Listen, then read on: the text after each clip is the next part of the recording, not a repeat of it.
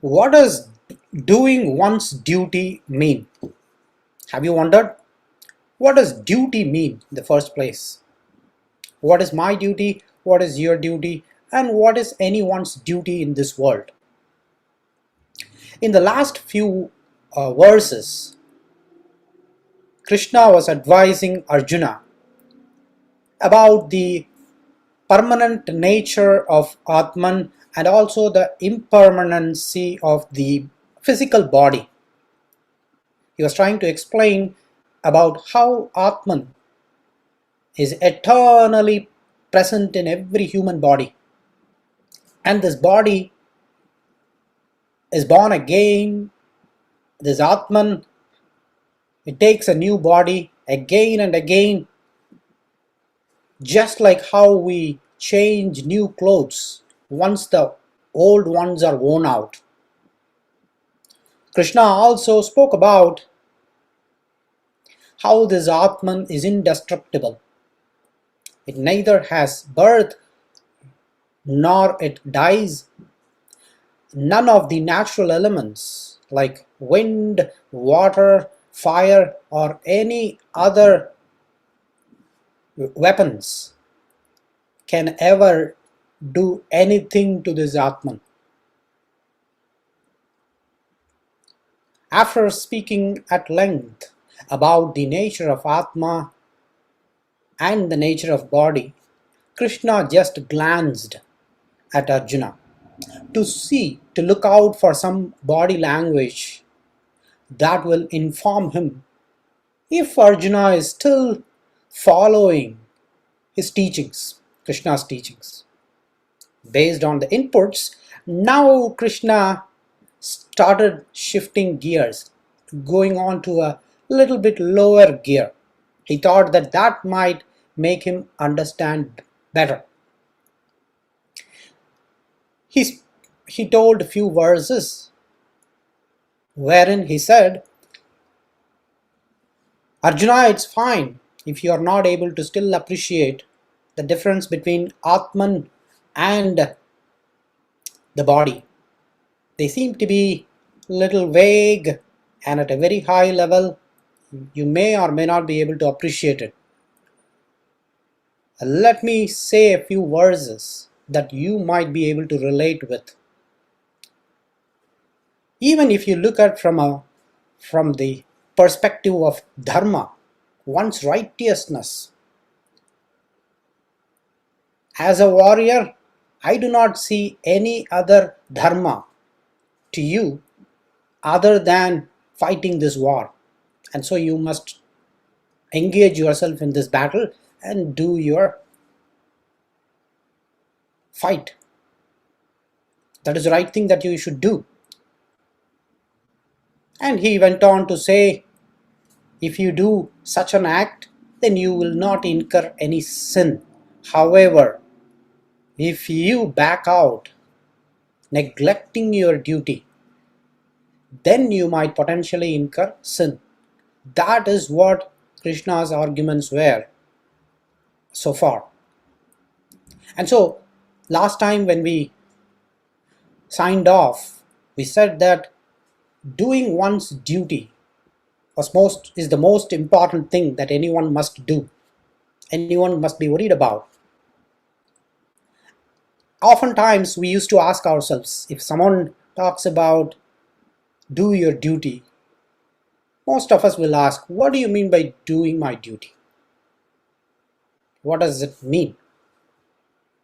I'd like to explain that through a story that we find in Mahabharata. There was this sage who lived as a true brahmachari. He took the vows of brahmacharya and he was true to it. One day he sat under a tree reciting the Vedas. A bird from nowhere just flew in and sat perched on a branch right above his head, and it defiled on its on his head with its droppings. He was totally mad. He looked up at the bird with the look of his anger. The bird was instantly killed and it fell down dead. On seeing the bird, this sage was moved. What did I do? In a moment of anger, I just killed this bird. How I wish that this didn't happen. After a while, he started his regular asking for alms, begging. That is how in those days sages lived. They went around asking for food. So he went about his job as usual. He went and stood in front of the doors of a house. A woman inside the house was supposed to bring him food outside, but she was busy in her household chores. She was taking care of her mother-in-law, father-in-law, and so on. And when she was almost done, she did notice this sage who was standing at the doors. When she was almost done, her husband walked in, returned home, tired and exhausted. And so she had to run to him to meet, to fulfill his wants. She took care of his needs, she served him food, and after having met all those requirements, she got some food and walked towards the door. And she apologized to that sage. She told him that I'm sorry that I made you wait this long. I was actually attending to my husband and others at home, and that is what took me so much time. That sage was not happy with that reply. I could see that it is important for a woman to meet the needs of her husband, but it is also important that you should not make a Brahmana wait this long. Looks like you are an arrogant woman, he said. Then she said that I'm sorry that I had to make you wait, but please do not be angry with me.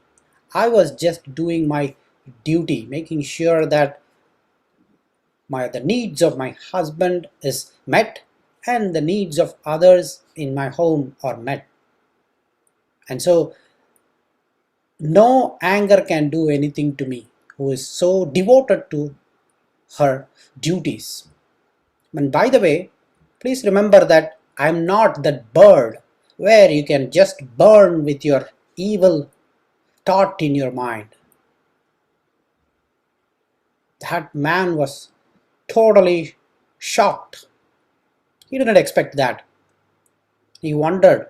As he was just wondering, she continued her talk. She said that looks like you need to manage your anger also, because anger is an ever-dwelling enemy inside humans. And may seems like you do not know the secret of duty. And I would suggest that you go to this city called Mithila and meet up this person by name Dharmavyada. He would educate you on the value of duty. This sage was astonished in the first place that how did this lady knew about an event that happened far away from this house. And he told her that I will definitely go there and meet that person. And I needed this admonition from you. Saying so, he took leave of her. He went to the city of Mithila. He walked through the busy streets of Mithila with beautiful houses on either side, parks and other establishments. He asked for Dharmavyada and people showed him the route to his shop. Sage was expecting that Dharmavyada would maybe someone who is like an ascetic sitting inside an hermitage, a hut, doing meditation, just like him. But this Dharmavyada is actually a butcher. He's working in a meat shop, chopping meat. This sage didn't even expect this. What? This Dharmavyada is just a butcher? He stood there disgusted. Being a Brahmana, he didn't eat any meat. He was standing there. Dharmavyada, on the other hand, saw this sage waiting there. He rushed towards him and introduced himself. That my name is Dharmavyada. Is that chaste lady from the neighboring village asked you to meet me? Then he was even more surprised. What? How did this Dharmavyada knew about that lady asking me to go and meet him? He was totally surprised. Then Dharmavyada said, I know why you are here. So you wanted to know the secret of duty and happiness and a happy life. I will show you. Dharmavyada took that sage to his house. In his house, he showed a happy family, all living together, and how Dharmavyada helped everyone around in his family. His own parents, his grandparents, his wife, his children. He did his duty. This Brahmana stayed there for a day and watched Dharmavyada do his duty in his house without getting frustrated, without getting mad, without getting too much emotional, excited. He was just performing his duty. Then this sage now understood. Oh, now I got it. So this is the secret of duty. You just do it. You don't mind what duty is, what work that you are doing, but how sincerely you do it. This Dharmavyada happens to be a butcher, but still that is what happened to him to be his profession, and he did that profession sincerely without leaving anything to chance or frustration or any such emotions. He did that 100%, and at home he made sure that he gave his 100% into the job without any emotions, likes or dislikes. Then Dharmavyada bid farewell to that sage. That Brahmana himself was not attending to his parents well until that point of time. He realized that, okay, probably that is one job that I was not doing. Let me go back to my house and take care of my parents. From this story, which is found in Mahabharata, what we get is doing one's duty is important, and that is what here Krishna calls for. Krishna argues with Arjuna that duty is important. Now do the duty, get into the war. This is what we stopped. Now Arjuna asks a question. I am doing my duty, that is fine, but I will engage in this battle. But victory is not sure. Either I can win or they can win. So what do we do if I don't win? That is the question. That now you are saying everything is fine. I will do my duty without worrying about anything. But then if we are defeated, then what happens? That is the question. That is the answer that now Krishna is ready to provide to Arjuna. We will see from that point. Let me share my screen so that you are able to see that slides. Okay. Verse 37, chapter 2. Hato va prapyasi swargam जित्वा वा भोक्ष्यसे महीम् तस्मादुत्तिष्ठ कौन्तेय युद्धाय कृतनिश्चयः.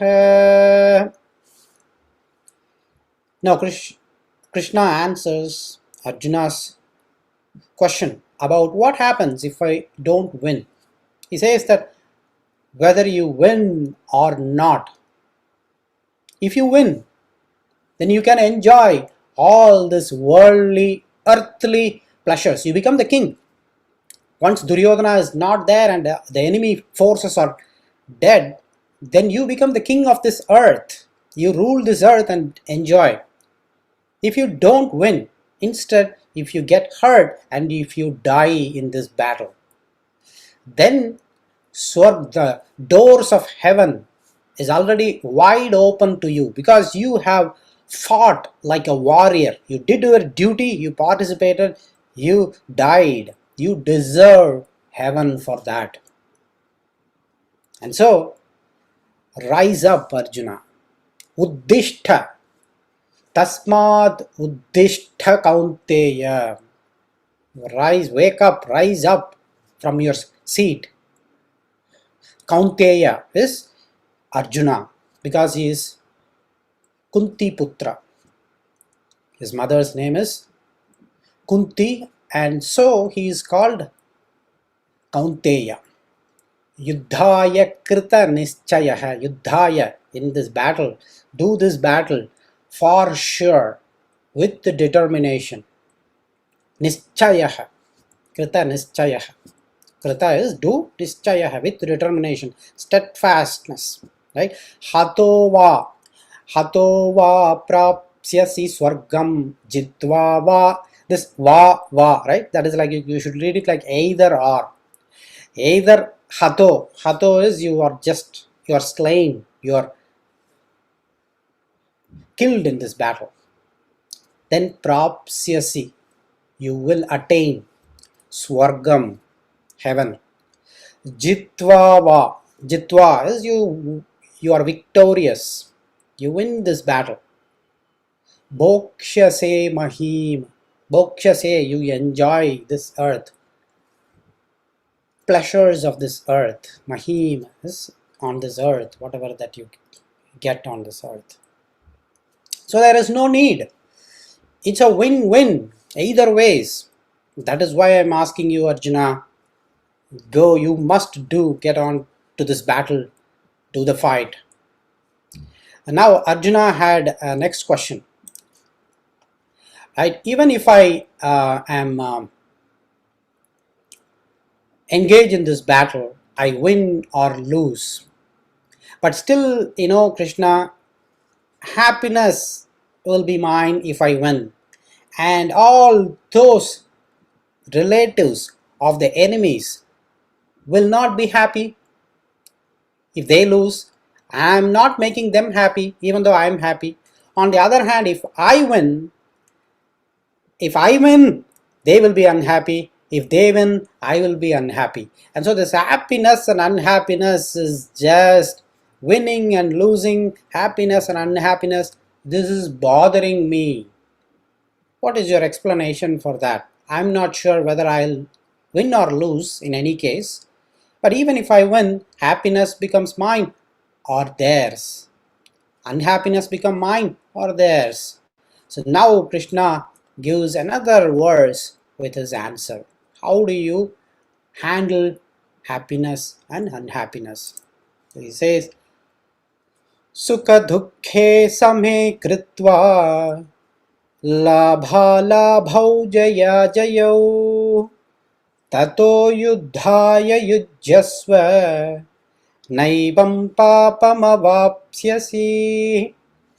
Krishna says here that opposites like sukham and dukkham, happiness and unhappiness, victory or winning or losing, gain or loss, these are all opposites. This always will bother you, Arjuna.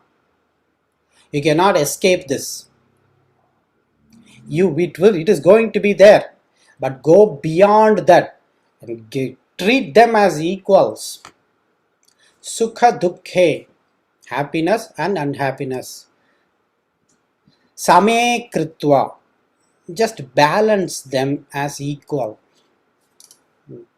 Do not say that, okay, this is happiness, I will just jump around, I'll be excited. When there is unhappiness, I will go down. That is not treating happiness and unhappiness in the equal way. We are just going by the flow of our emotions. That is not right. Treat them as equal, and then you will see that it is easier. Thereafter, tato yuddhaya. Thereafter, prepare yourself. Yujyasva. Yujyasva is prepare yourself. Yuddhaya, for this battle. Naivam papam avapsyasi. Naivam is na evam. Then in that case there won't be any sin that you will incur. Papam avapsyasi. Papam avapsyasi. Papam is sin, avapsyasi is you incur.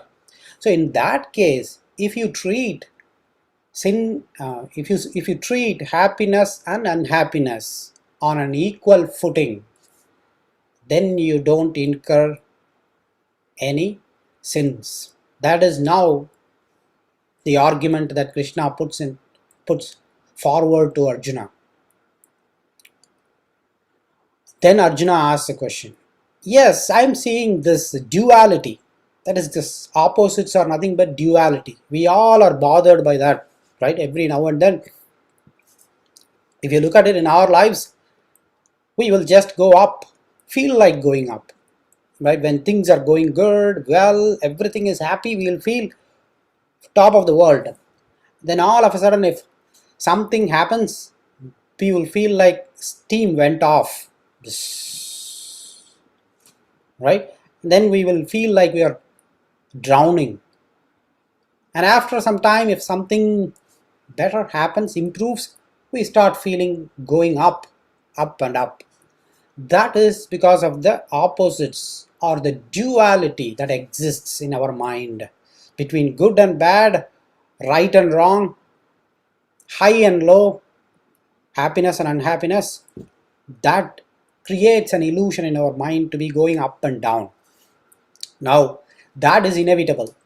And now Arjuna asks a question. How do I break the duality? You are saying that I have to treat that as equal, equipoised. But how can I achieve that? Now, Krishna introduces Arjuna a new yoga. We all heard about the word yoga. Now Krishna himself talks about a yoga. Karma yoga. Now this he introduces to Arjuna, which means that he is introducing to all of us as well. Right? Now the way that he introduces is using another sloka. Yesha te bihita sankhye buddhir yoge tvimam shrunu buddhya yukto yaya partha karma bandham prahasyasi. Now, up to this point, I have explained to you what is called the Sankhya yoga. Sankhya yoga is the yoga where one understands the difference between atma and the body and tries to meditate upon the difference and tries to understand the atma within oneself and realize that atma. That is called the Sankhya philosophy. Now Krishna says that I have explained to you that Sankhya philosophy, and through which you can attain spiritual intelligence. But now listen to this. Let me explain to you a yoga by which your duality will be broken and your attachment towards work will be gone, duty will be gone. Arjuna asked a question that I'm having this duality, right? I'm having this, and also I wanted this victory. I don't want to lose in this war, and I wanted happiness. I don't wanted unhappiness, right? We wanted the good things, but we don't want the bad things happen to us. So that was his question. How can I break that? Now Krishna answers him saying that, now let me explain to you the greatness of karma yoga, through which you will be able to break the wants, the likes and the dislikes, the wants and the don't wants. When you do your work, you are attaching some expectation to it, and that expectation is resulting in your want and don't want and likes and don't likes and whatnot. Now let me explain to you the philosophy of karma yoga, with which you will be cleared, you will be freed from that attachment towards work. Sukha dukhe same kritva labha labho is what we are saying. Esha te abhihita. Abhihita, te is to you. Abhihita, I have explained to you. Sankhya, the philosophy of Sankhya, the difference between the atma and the body is talking about. Tu imam shrunu. Now listen to this. Tvimam shrunu. Now listen to this. Shrunu is listen. Listen to this. Buddhya yukto. Using your buddhi, using your intelligence, Arjuna. You don't have to go anywhere. You already have that intelligence. Using that intelligence, you will be able to free yourself from the attachment towards actions.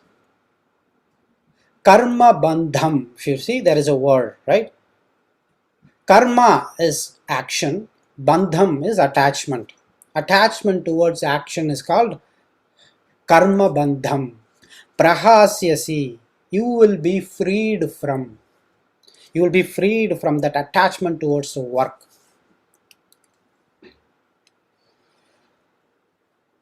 If you look at it right from our childhood, we've been doing lots of actions, right? We go to a school, we learn, and we have been told that if you go to the school, you study well, you get good grades. If you get good grades, then you go to higher class. If you get to a higher class, you get admission into a good college. And if you go to college, then you land into a good job. If you land in a good job, then you get more pay, attractive salary, you get good money. And when you get good money, you will be able to become rich, and you get to have a good status, society, and respect in the society. So if you look at it, if you do this, then you get this. If you do this, you get this. If you do this, then you get this. All of us, just look at it, just look back, right from our just the kindergarten, we have been taught that you do this, then you get this. You do this, you get this. So our mind is tuned towards, whenever I do something, I should expect something. That is how it is born. And that is, even nature also has that kind of response. You pick up a ball, strike it on the wall, it returns back to you. So you expect a reaction, equal reaction, right? And you throw the ball up, it returns back to you. And so an action is always associated with a reaction. And so it's natural for humans to expect a reaction for the every action that we do. I will go and then do a job for 1 hour or 2 hours only when I get something in return. Either people should say that, wow, great, this person did this, recognition, or I should get at least $1,000, $2,000 for 2 hours I'm spending. Then I'm happy. If someone says that just do this for 2 hours, you don't get anything, but you get, we'll be like, we'll let it be there. I'll come back to it later, right? That is how our mind works, because always our mind is tuned towards expecting something in return. And that is what he means by karma bandham. Don't you think that if we are able to free ourselves from that, we'll be able to operate more efficiently in this world? I think so. Definitely. Whatever that we are doing is all because of that bandham that we attach to every action that we do. And we are not to be blamed for that in any way, because every one of us around us is also like that. Plus, that is the very nature of our existence. And that is the reason we are like that. Now, Krishna is going to give us step by step as to how to break, because he has given a promise here that I'm going to now teach you a yoga that will help free yourself from that karma bandham, right? So we should trust him and then follow his teachings. And then I'm sure that we will be able to free ourselves from that. And what are the advantages? He's going to list down everything. He's not going to go to the details of the karma yoga yet, but he's going to give benefits, how to identify what symptoms that you can see if you are improving. Everything is going to now outline that. Now, next question that Arjuna is asking. Okay, now you're introducing to me a new way, a new yoga. Sankhya yoga is what you started off with. Now you are introducing a different yoga called karma yoga. Will it be any less in value than the Sankhya yoga? What if I had gone and pursued that, even though that is harder for me? Since I do this one, will it have any less value?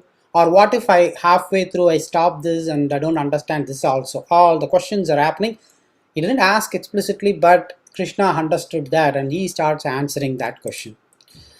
Neha bhikramano shosti pratyavayo na vidyate swalpamapyasya dharmasya trayate mahato bhayat. Arjuna, in this yoga, not much effort is wasted. Any effort that you put in, it will never go for a waste. A small amount of effort you can put, that is also good. A large amount of effort, even better. But whatever effort you put in, towards this yoga will be definitely remove bigger, greatest danger in your life. He didn't say that even if you put small effort, it will bring good to you. Because if he says if it brings good to you, then again we are started expecting something, right, in return. The very purpose of karma yoga is to break that expectation. Now what he says is it will clear you from great danger. We want to now avoid dangers. That is how a person who is in the spiritual path should be. Alert, watchful of what can derail my efforts while staying in this path, so that I can focus my mind, my body and my soul in the path of spirituality, right? That is why Krishna is saying that any small effort, swalpam api dharmasya, a small amount of righteous action that you perform towards this will go a great way in removing dangers for you. And so that is the reason that this is the best yoga for you. The next one, he says that Arjuna now asks, that okay, now how do we go about? I'm ready to listen. Now Krishna starts by describing two groups of people in his next shloka. Before we see the next shloka, let me give you an introduction so that it is easy when we go there to the next shloka.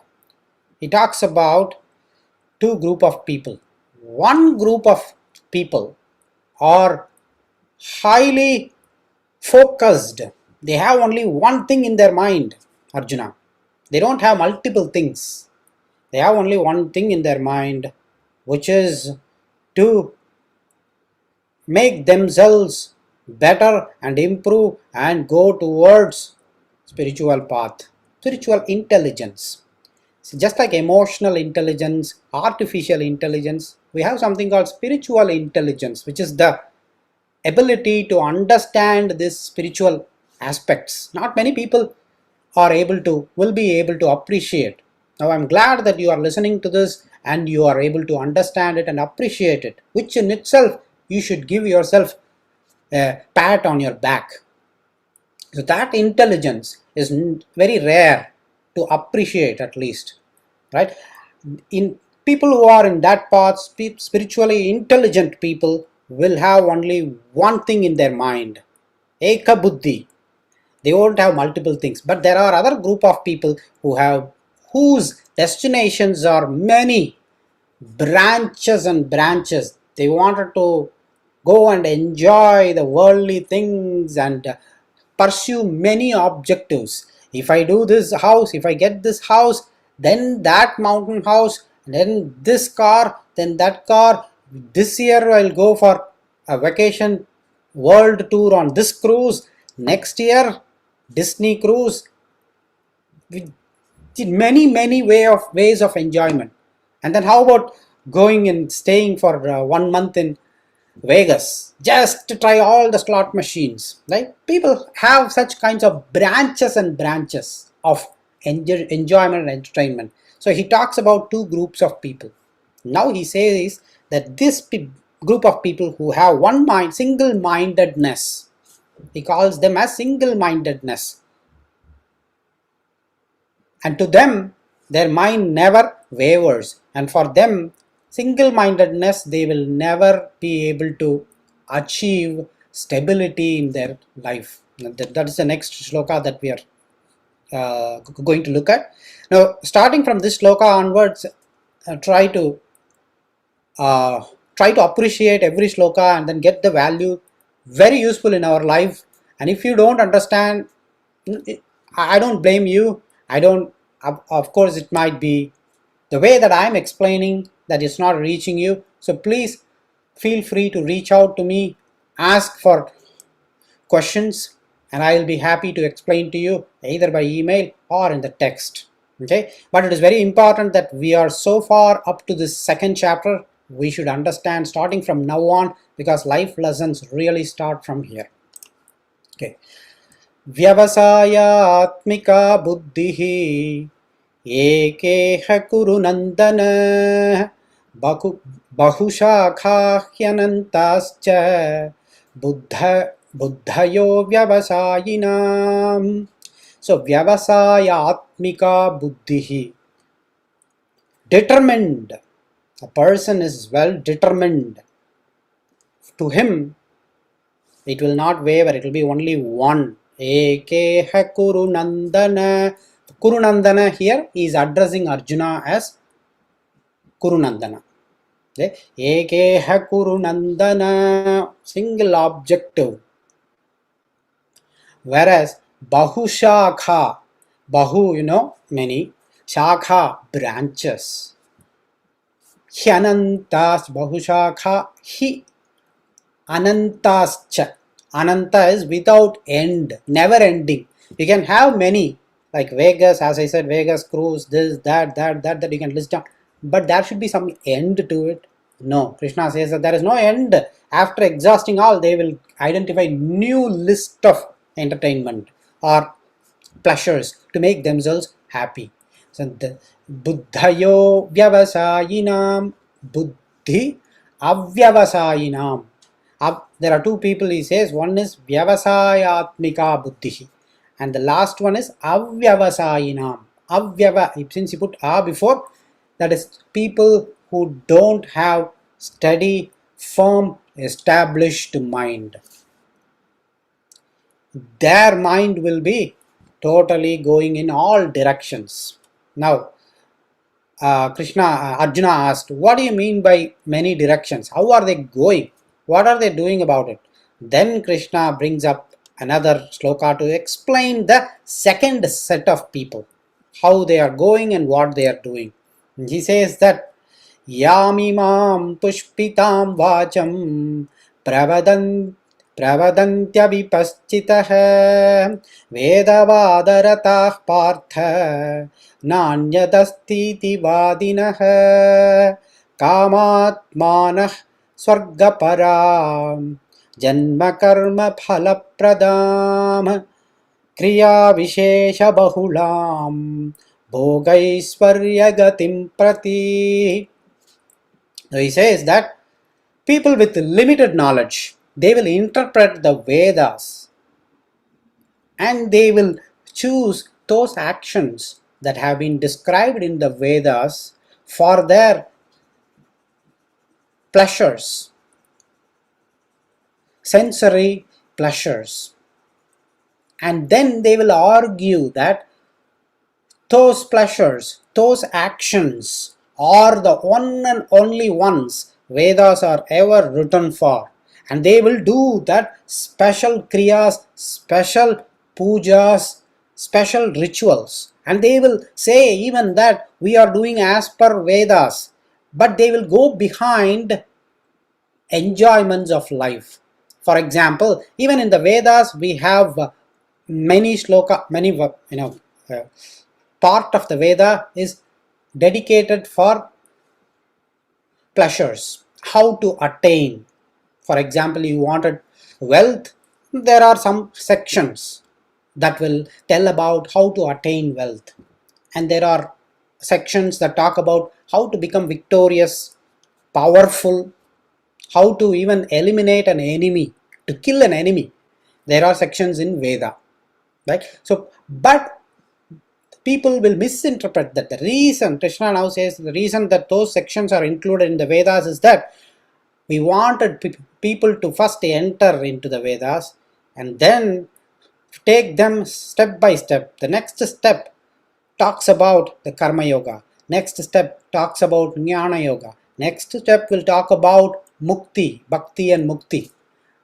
And the Vedas are intentionally designed that way so that initially they wanted to attract all people, even those who are involved in the sensory enjoyment. That is the reason we have some sections for that. Once they start believing in the Vedas, oh yeah, I did things as per the Vedas, now I wanted more, what else is there? Then Vedas will say that, oh yeah, you had good time, now next step is you can get on to next level, know about your atma, right? If we straight away say that there is atma and there is no enjoyment, then people will not even care for the Vedas. That is the reason that I have included Arjuna. Not always that choose only that section and whatever that I have declared in the Vedas and just live your life entirely whatever that is defined with that. And we also have that, right? For example, if someone is not happy in life, or someone is not getting married, or someone, we have to win the legal case that is in the courts on our property, right? We will go take our horoscope, give it to a horoscope specialist, and we'll ask what is that we can do. Is that some puja or something we can do so that we can win the property, we can win gold, we can do this, right? And then the horoscope specialist, whoever does it, he will recommend some actions. If you do that, this kind of Navagraha puja, if you do this kind, I'm not saying that they are all wrong or bad, but then that is not the intention. If we get stuck to that, Krishna is saying that it is not, I'm not saying it is wrong, but you will never get the determined mind. That is the next question that Arjuna is asking. Krishna, you yourself have put all those Vedas sections in the Vedas and you have given to the people. What else do you expect? And what is wrong, especially when people go behind such puja, yajna that is defined in the Vedas, and they are going behind the pleasures for getting for example, to get a better life in the next birth, right? Janma karma phala pradam. That is a word there, right? Yamimam pushpitam vacham. There are wonderful words in Vedas, right? Vacham is Vedas. Pushpitam, those words, those verses that talk about pleasures. When they read it, they will be like, yes, that is what I wanted. They will pick that. Pravadanti, they will praise those verses in the Vedas and they will choose third, adopt those into their lives and will start practicing that. And they will vadinaha, vedavada ratah. The second line, if you look at it, vedavada ratah. So they will misinterpret some of the potential verses in the Vedas and they will argue nanyat asti iti vadinaha na anyat, there is nothing else better than this, beyond this. And that is what Vedas is all about. Vadinaha, they will advocate, they will argue. Kamatmanaha, which is mind full of desires. Swargapara, with an aim towards heaven. Heaven, not that heaven, maybe that heaven also afterlife, but in this life itself, where is heaven? I wanted to have a heaven's life, right? Swargapara janma karma phala pradam. How can I get a better birth, better power, more wealth, more acquisition, right? Kriya Vishesha Bahulam. Kriya is rituals. Vishesha, special rituals. Bahulam, many, not just one or two. Bhogaiswarya, Bhogaiswarya, pleasures and richness. Gatim para, Gatim prati, they go in that direction of acquiring wealth and getting pleasures through the words that are there in the Vedas. Now Arjuna, that is why he is asking what is wrong in that. They are there. Now Krishna answers to that question. The wrong is, it is not wrong, but Bhogaisvarya prasaktanam taya pahrita chetasam vyavasaya atmika buddhihi samadhau na vidhiyate. Arjuna, problem is they won't get that vyavasayatmika buddhihi. They won't get that spiritual intelligence. Then Arjuna asked, how? Is it that just only this part? That is because of taya apahrita chetasa. Apahrita chetasam. Apahrita, we saw that word even before one of the verses. Apahrita chetasam is a mind that is deluded. It's called apahrita chetasa. Bhogaisvarya prasaktanam. Because of this,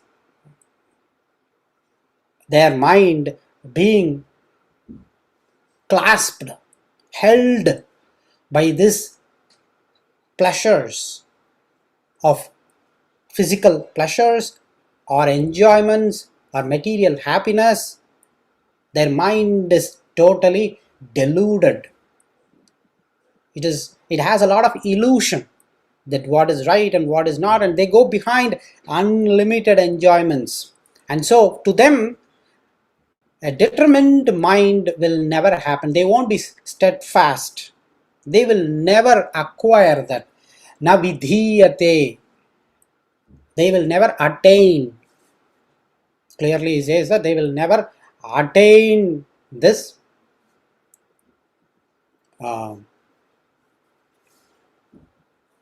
determined mind. Now Arjuna asks a question. Why is that so? That we are just being driven by the pleasures. Next question. Naturally, that is how a keen student will be.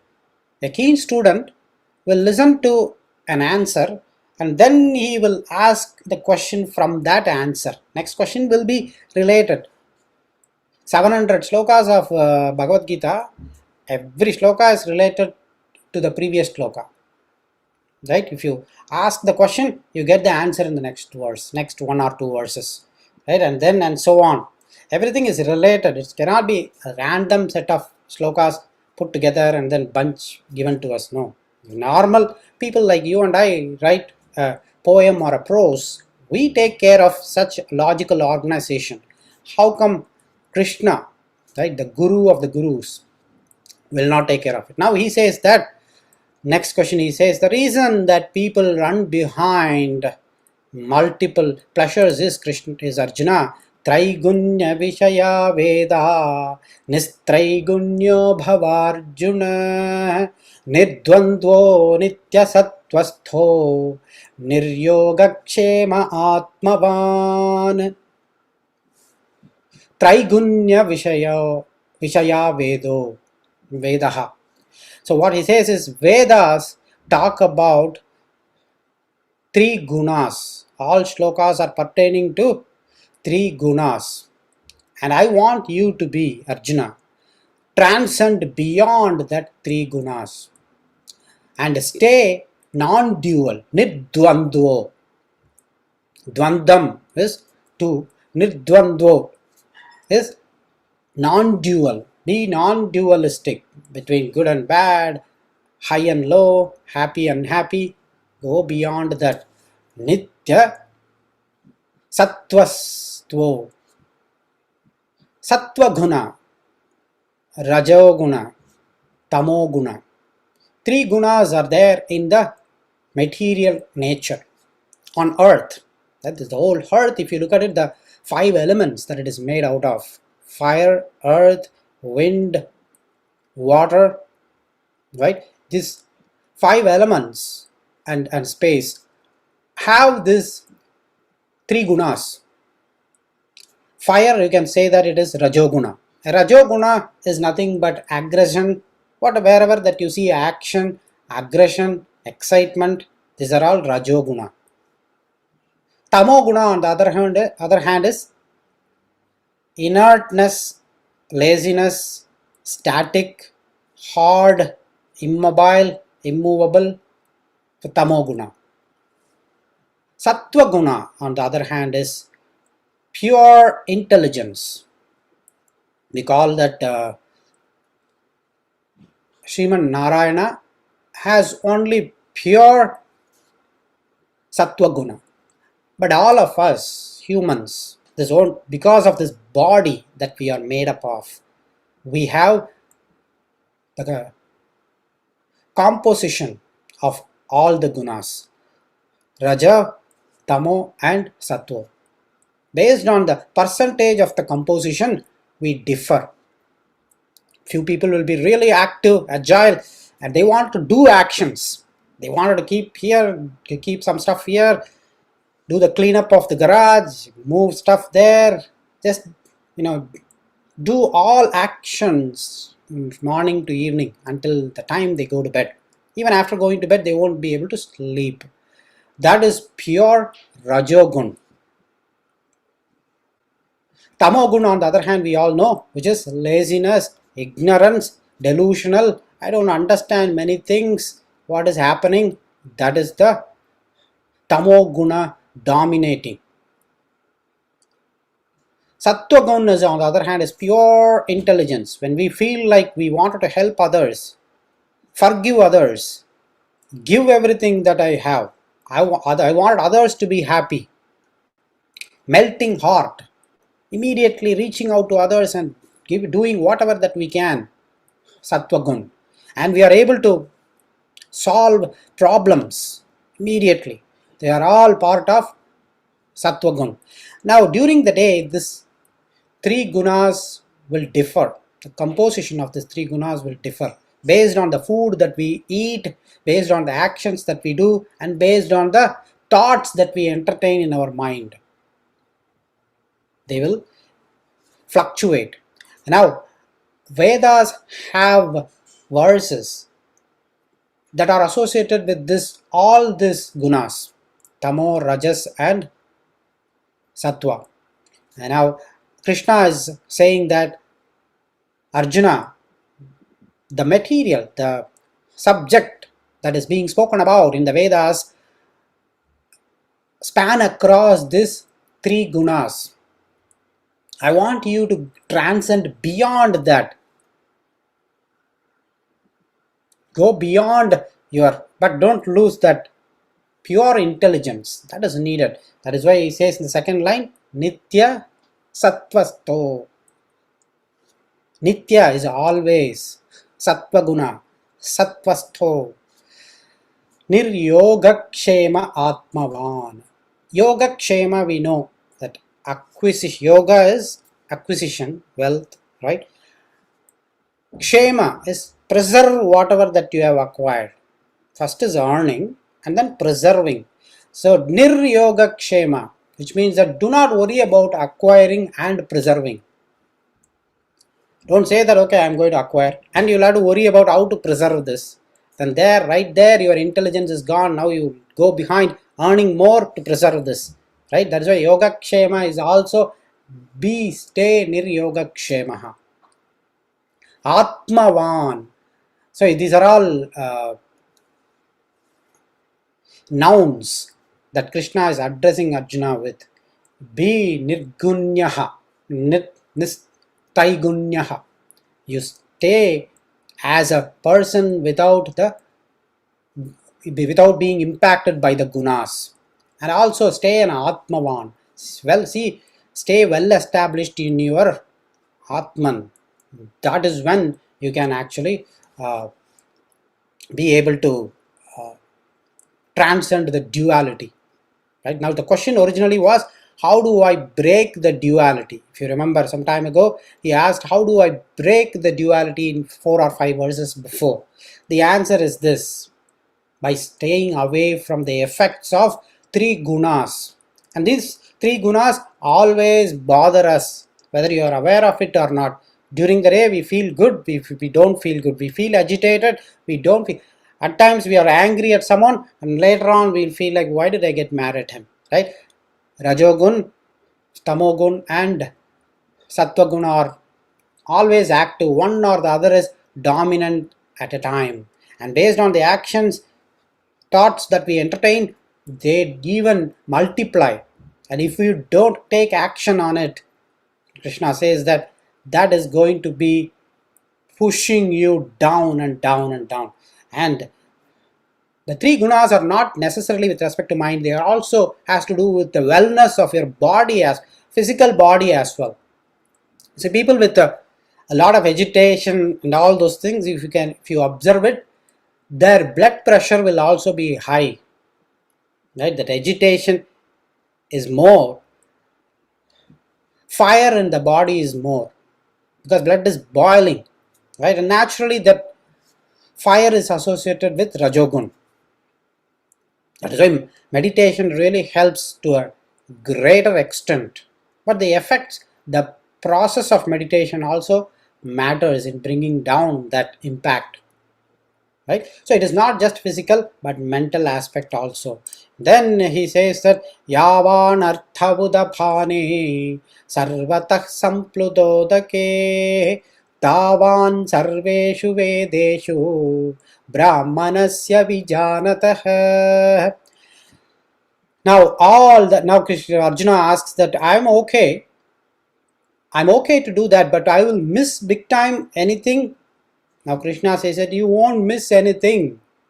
You won't miss at all by staying away from that 3 gunas and staying single-minded. You will not miss anything. I will give you an example, Arjuna. Let's see that. Let me ask you the question. There is a water in a well. What all things you can do with it? Then Arjuna answered, well, if there is a well with water, then I will use it for cooking, for washing, and for drinking. Then Krishna asked another question. Very well, good. I'm giving you a lake adjacent to it. What all things you will do with it? Then Arjuna answered, wow, I can do more than what I wanted. I can still drink, cook food, wash and there is enough water, then unlike the well. Exactly, Arjuna. If you practice this yoga, karma yoga, you get a lake of water. That is what in this shloka he says, Yavan artha, whatever that a lake, well, udapane is a well with water.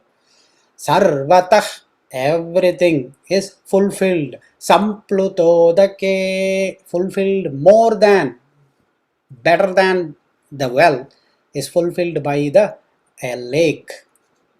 Sampluto the udake, right? Tavan sarveshu, similarly, sarveshu vedeshu, whatever that pleasures that I have spoken in the Vedas that you can achieve, all those brahmanasya vijanatah, one who is steady in his spiritual intelligence and reaches that path destination, he already attains everything. That is what we all wondered, right?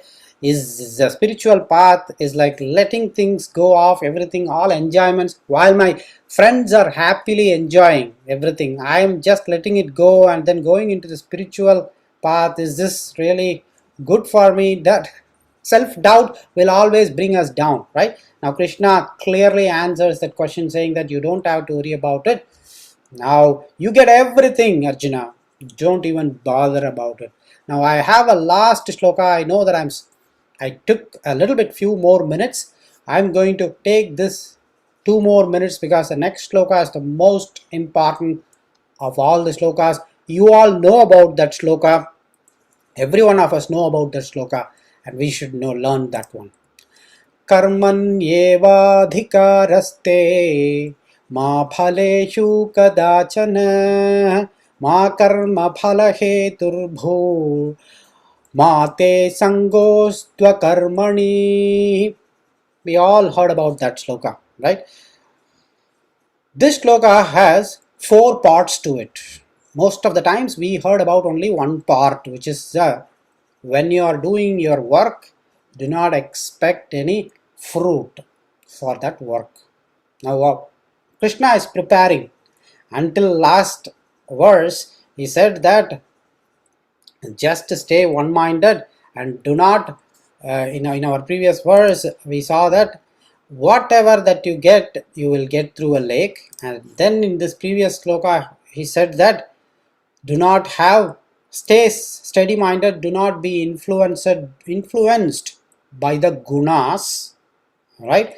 Now and then do your duty, because he didn't say yet doing your duty is very important still. That is where he is driving towards. But he didn't go to the duty yet. If you look at it in this verse, 45th, he's preparing our mind. When you join a job in an organization, they won't put us right away on the job. Training is given, right? So that we get exposed to what is the atmosphere, what kind of work they do.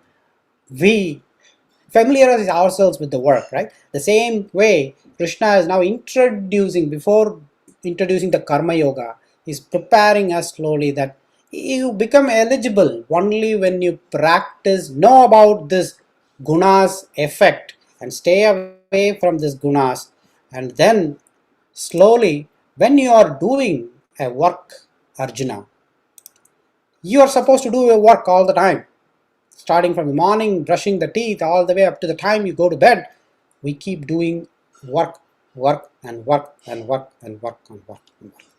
Now he puts up front, whenever you do not expect a reaction from it. I know that we have been trained since our young age to expect for a reaction, be it in terms of our exam results or in anything, in job. We keep anticipating some kind of reaction, but stay away from that reaction. You have authority to do only your work.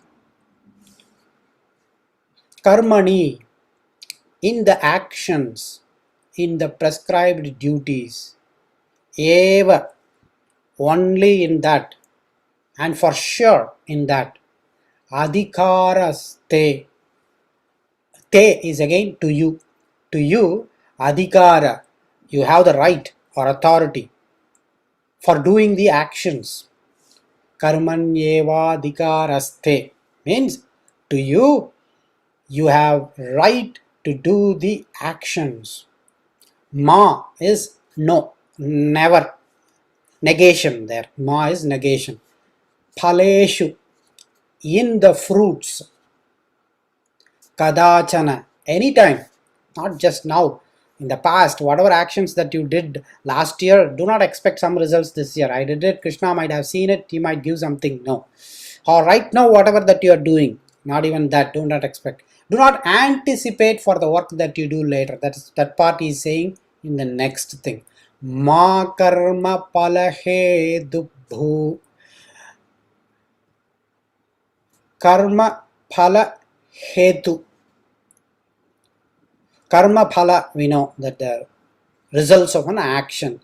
Hetuhu is one who anticipates that I'm going to do a thing and I'm motivated that I will get lots of punyams, or I will get lots of this pleasures or money or reputation, fame. I will get everything.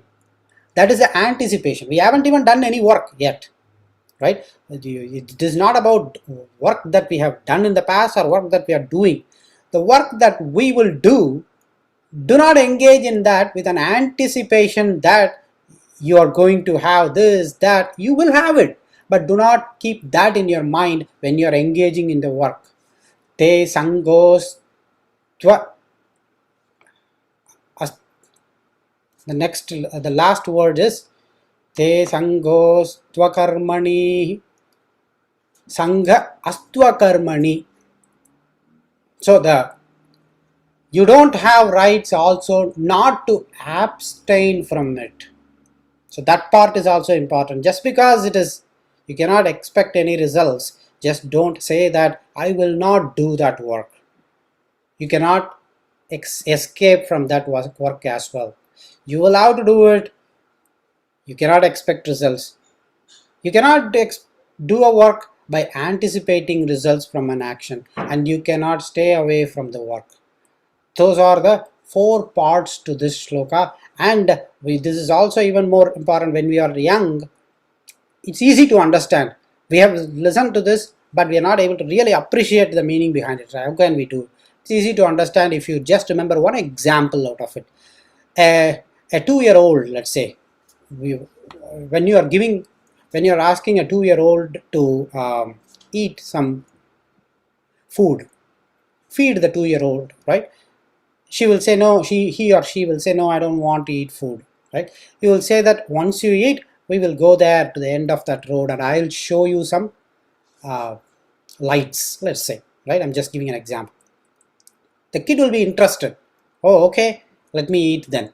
The kid will eat and then we will show that lights to that kid. They will be happy. Next day also, eat. I'll show you that lights. Then again the kid will eat. Now what is more important here? The kid is now, the food should go into the kid. That is more important. That action is more important. The kid looking at that light is not important. But the kid assumes that the result of me eating is that. And so let me go behind that light. We know for sure that that is not right, right? We wanted the kid to eat well and become stronger, grow up, basically not stronger, grow up, than showing her the lights, right? That is precisely the example that I wanted you to remember. Next week we will see even more examples around this shloka before we proceed to the next verses. With that, we come to the end of this week's Bhagavad Gita session. I'll see you all